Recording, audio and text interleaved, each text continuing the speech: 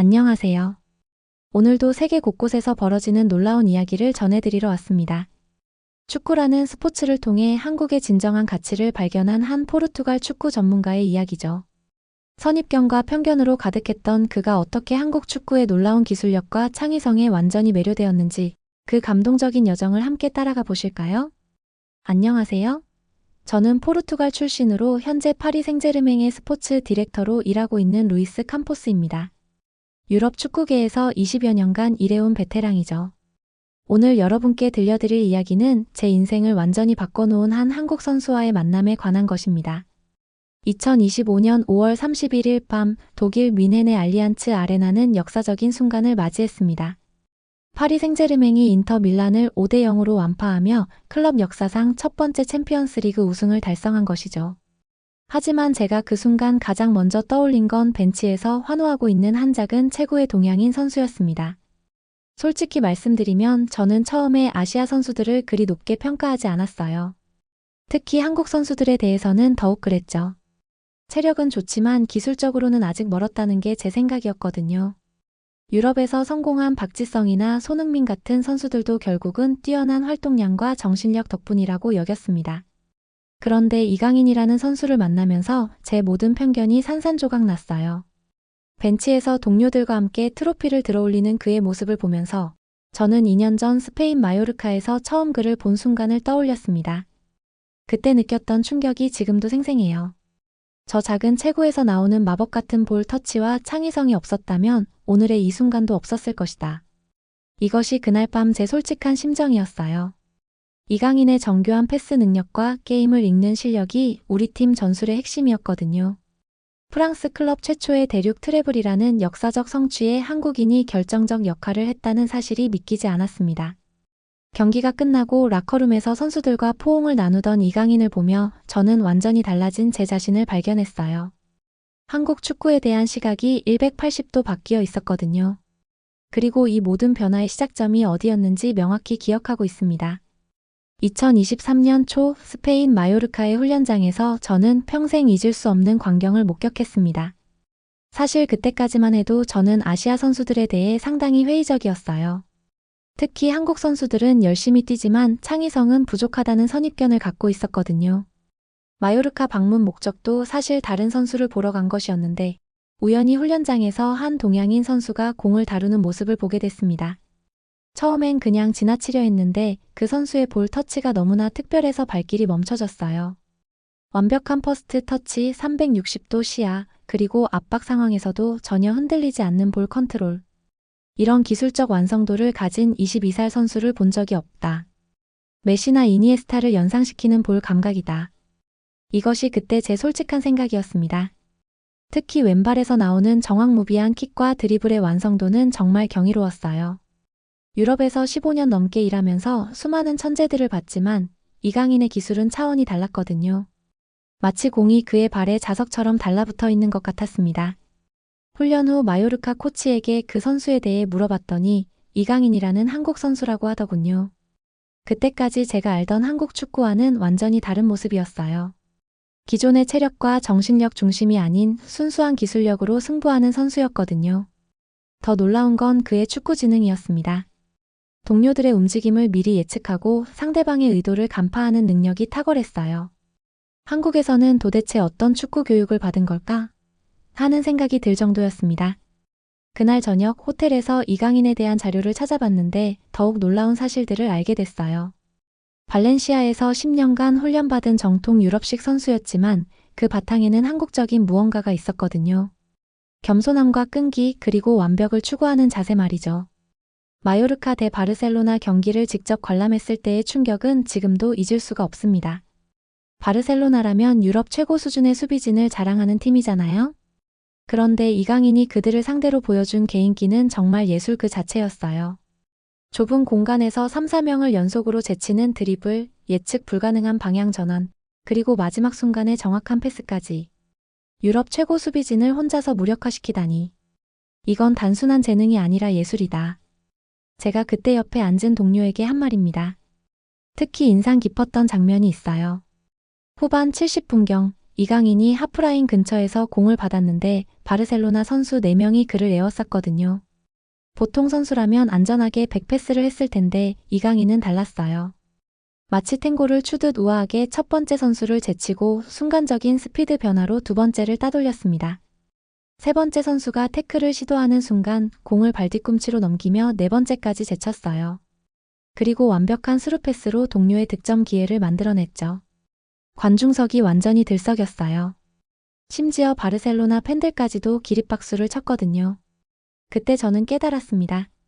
이 선수는 정말 특별하다. 스페인 언론이 그를 유럽 최고의 드리블러 중 하나라고 평가한 이유를 이제야 이해한다. 경기 후 바르셀로나 수비수 중 한 명이 기자회견에서 이런 말을 했어요. 이강인의 드리블을 막는 것은 바람을 잡는 것과 같다. 예측이 불가능하다. 유럽 최고 수비수의 입에서 나온 찬사였죠. 그날 밤 저는 확신했습니다.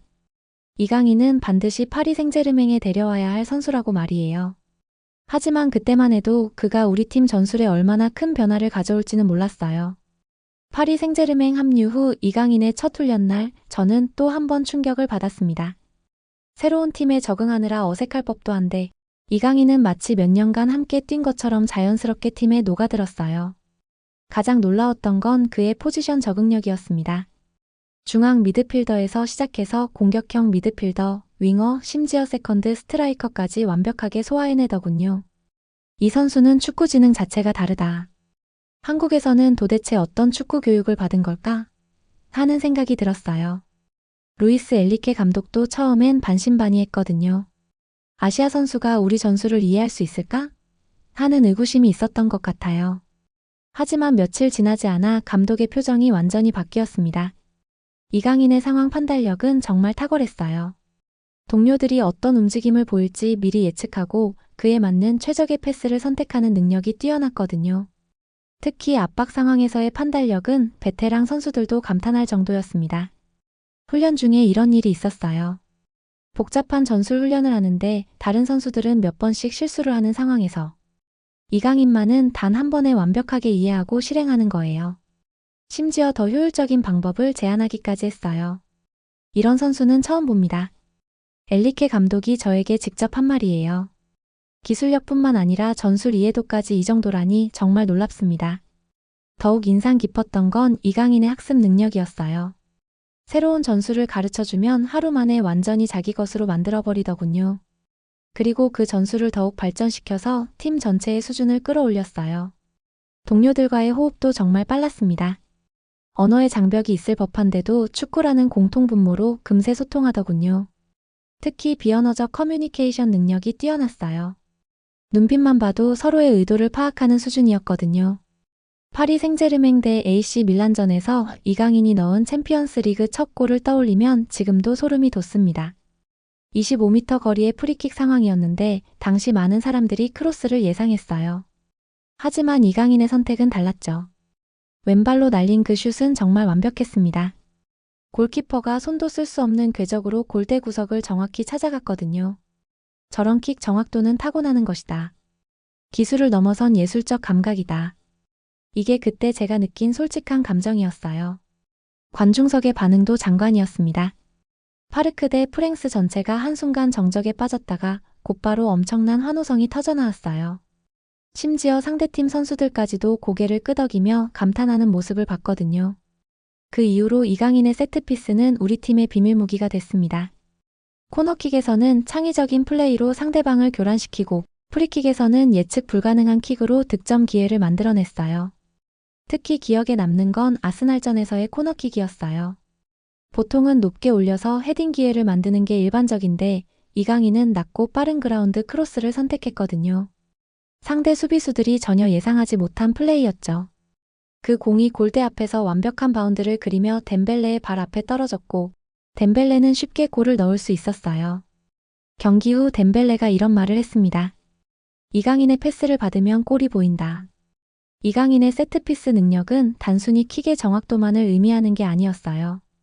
상황을 읽고 상대방의 허점을 파악해서 최적의 선택을 하는 능력이었거든요. 이런 축구 지능은 정말 타고나는 것 같아요. 팀 동료들도 이강인의 세트피스를 완전히 신뢰했습니다. 이강인이 차는 프리킥은 항상 위험하다는 게 팀 내 공통된 인식이었어요. 그만큼 정확도와 창의성을 겸비한 킥이었거든요. 위넨 알리안츠 아레나에서 열린 챔피언스리그 결승전에서 이강인은 비록 벤치에 있었지만 그의 존재감은 여전히 압도적이었습니다. 시즌 내내 보여준 그의 기록들이 머릿속을 스쳐 지나갔어요. 경기당 평균 2.3개의 키패스, 85%의 패스 성공률, 그리고 압박 상황에서의 95%볼 유지율. 이런 통계들이 단순한 숫자가 아니라 실제로 경기에서 체감되는 차이였거든요. 이제 확신한다. 이강인은 단순한 유망주가 아니라 이미 완성된 월드클래스 플레이어다. 결승전을 보면서 든 제 생각이었어요. 파리 생제르맹의 트래블 달성에 그의 기술적 기여가 결정적이었다는 걸 부인할 수 없었거든요. 특히 인상 깊었던 건 준결승전에서의 활약이었습니다. 아스날을 상대로 한 경기에서 이강인이 보여준 플레이메이킹 능력은 정말 예술적이었어요. 볼을 받는 순간마다 상대방 3명이 달라붙었는데도 여유롭게 동료를 찾아내더군요. 그날 경기 후 아스날의 한 선수가 이런 말을 했어요. 이강인을 막는 것은 불가능하다. 공간이 없어도 공간을 만들어내고 패스 코스가 막혀도 새로운 길을 찾아낸다. 상대방이 인정하는 실력이었죠. 유럽 언론들의 평가도 달라졌어요. 처음엔 유망한 아시아 선수 정도로 소개했는데 시즌이 끝날 무렵엔 유럽 최고의 플레이메이커 중 하나라고 평가하더군요. 무엇보다 팀 내에서의 신뢰도가 높아진 게 느껴졌습니다. 어려운 상황일수록 동료들이 이강인을 찾았어요. 그의 창의성과 정확성을 믿고 있었거든요. 결승전 벤치에서 동료들을 응원하는 이강인의 모습을 보면서 저는 확신했습니다. 이 선수 없이는 오늘의 역사적 순간도 없었을 것이라고 말이에요. 파리 생제르맹 팀 미팅룸에서 음바페와 네이마르 같은 슈퍼스타들이 떠난 후에도 팀이 더 강해진 비결을 분석하던 중 선수들이 이강인에 대해 한 말들을 떠올렸습니다. 그들의 증언은 정말 놀라웠어요. 이강인의 볼 터치는 마법 같다라고 비티냐가 말했고 그의 패스를 받으면 골이 보인다고 덴벨레가 표현했습니다. 훈련에서도 매일 새로운 기술을 보여준다는 마르키뉴스의 말까지. 슈퍼스타들조차 인정하는 순수한 축구 재능이었어요.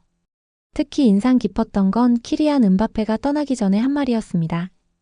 이강인과 함께 뛰면서 많은 걸 배웠다. 축구는 단순히 빠르고 강하기만 해서는 안 된다는 걸 깨달았다. 세계 최고의 선수 중 하나가 한국 선수에게서 배웠다고 인정한 거죠. 훈련장에서 벌어지는 일상적인 모습들도 특별했어요. 이강인이 새로운 기술을 선보일 때마다 다른 선수들이 모여들어서 배우려고 했거든요. 특히 그의 볼 컨트롤 기술은 정말 독특했습니다. 한 번은 이런 일이 있었어요. 훈련 중에 공이 높게 떠올랐는데 이강인이 등으로 받아서 발목으로 튕겨 올린 다음 반대편 발등으로 완벽하게 컨트롤하는 거예요. 보고 있던 선수들이 모두 박수를 쳤을 정도였습니다. 도대체 어디서 그런 기술을 배운 거냐고 동료들이 물어보면 이강인은 항상 겸손하게 한국에서 어릴 때부터 연습했다고 대답했어요. 그런 겸손함도 동료들이 그를 좋아하는 이유 중 하나였죠. 코치진들의 평가도 일관되게 좋았습니다. 이강인과 같은 선수를 가르치는 건 정말 즐겁다. 새로운 걸 가르쳐주면 금세 습득할 뿐만 아니라 더 발전시켜서 보여준다는 게 그들의 공통된 의견이었어요. 무엇보다 팀 분위기가 좋아진 게 느껴졌습니다. 이강인의 긍정적인 에너지와 프로페셔널한 자세가 팀 전체에 좋은 영향을 미쳤거든요. 승부욕은 강하지만 동료를 배려하는 마음도 깊었어요. 챔피언스리그 우승 후 제 사무실에서 동료들과 이강인을 통해 본 한국 축구의 진화에 대해 이야기를 나눴습니다. 정말 많은 것들이 바뀌었다는 걸 실감했어요. 과거 한국 선수들은 뛰어난 체력과 정신력으로 유명했습니다. 하지만 이강인은 차원이 다릅니다. 순수한 기술력과 창의성에서 유럽 최정상급이에요. 한국 축구가 이제 기술적으로도 세계 정상 수준에 도달했다는 증거죠. 손흥민의 골 결정력, 박지성의 전술 이해도도 훌륭했지만 이강인은 그것을 넘어선 새로운 차원의 한국 선수였어요. 기술적 완성도에서 메시나 이니에스타와 비교해도 전혀 뒤지지 않는 수준이었거든요. 더욱 놀라운 건 이강인이 보여준 창의성이었습니다. 유럽에서 오랫동안 훈련받았음에도 불구하고 그만의 독특한 플레이 스타일을 잃지 않았어요. 한국적인 섬세함과 유럽적인 파워가 절묘하게 조화를 이룬 선수였죠. 이제 세계 축구계는 한국을 단순히 열심히 뛰는 나라가 아니라 기술적으로도 뛰어난 나라로 인정해야 할 때가 왔습니다. 제가 유럽 축구 연맹 회의에서 한 말이에요. 실제로 이강인의 성공 이후 유럽 클럽들의 한국 선수들에 대한 관심이 높아졌어요. 단순히 체력이나 정신력이 아니라 기술적 능력을 인정받기 시작한 거죠. 이강인 본인도 이런 변화를 자각하고 있었어요. 제가 유럽에서 성공함으로써 후배들에게 더 많은 기회가 주어지길 바란다고 말했거든요. 정말 성숙한 사고방식이었습니다. 파리 생제르맹의 첫 번째 챔피언스리그 트로피를 바라보며 저는 확신했습니다. 이강인의 기술적 완성도가 단순한 개인의 재능을 넘어 한국 축구 전체의 진화를 보여주는 상징이라고 말이에요. 이제 세계 축구계는 한국을 기술적으로도 인정해야 할 때가 왔다. 이것이 이강인을 통해 얻은 제 최종 결론입니다. 한국 축구의 미래가 정말 기대되는 이유이기도 하고요. 앞으로도 더 많은 한국 선수들이 유럽 무대에서 활약하길 바라며 저 역시 그들에게 기회를 제공하는 데 앞장서겠습니다. 이강인이 보여준 것처럼 한국에는 아직 발굴되지 않은 보석들이 많이 있을 테니까요.